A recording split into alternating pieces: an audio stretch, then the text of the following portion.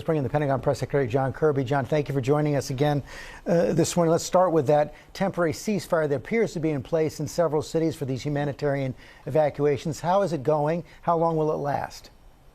Well, it's unclear exactly how long it's going to last, George. We think this is obviously a welcome step, that the ceasefire seems to be being observed by the Russians. They don't exactly have a good track record in that regard, so it's welcome to see that people are able to get out. But as you noted at the very beginning of the show, George, that ceasefire is going to expire in a number of hours, and so it's yet to be seen how much more violent the shelling and the bombardment is going to get. And we saw those intense airstrikes overnight and another night of intense airstrikes before the temporary ceasefire took hold. We heard President Zelensky say right there he needs more help from the United States. No-fly zone is out. We know that right now. What more can the United States do?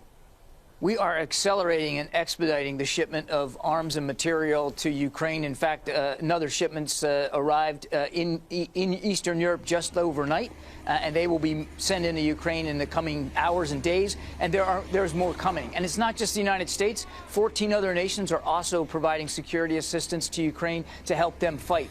Secretary Austin had a conversation with his counterpart, his Ukrainian counterpart, Minister Reznikov, just the other day. And the minister made it clear that not only were they grateful for the arms and ammunition that they're getting, but they're using them. They're actually employing them in the field to resist the Russian advance. How about this plan to have Poland send fighter jets into Ukraine and the United States to replace those jets? Is that really going to happen?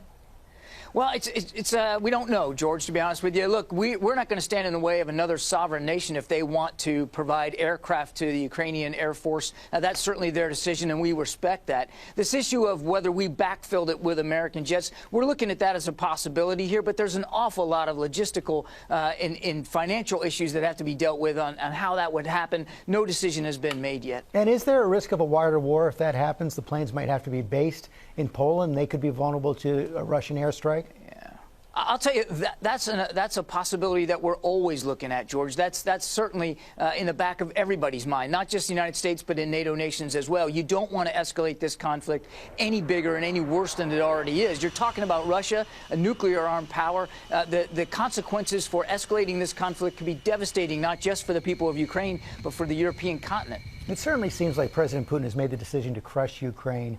Is there any incentive anyone in the West, the United States, other Western leaders can offer towards a diplomatic solution?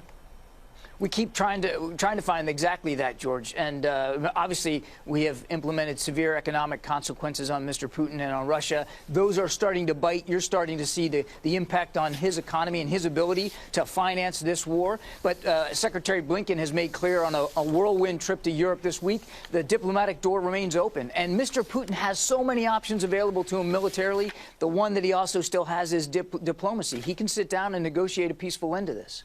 John Kirby, thanks very much.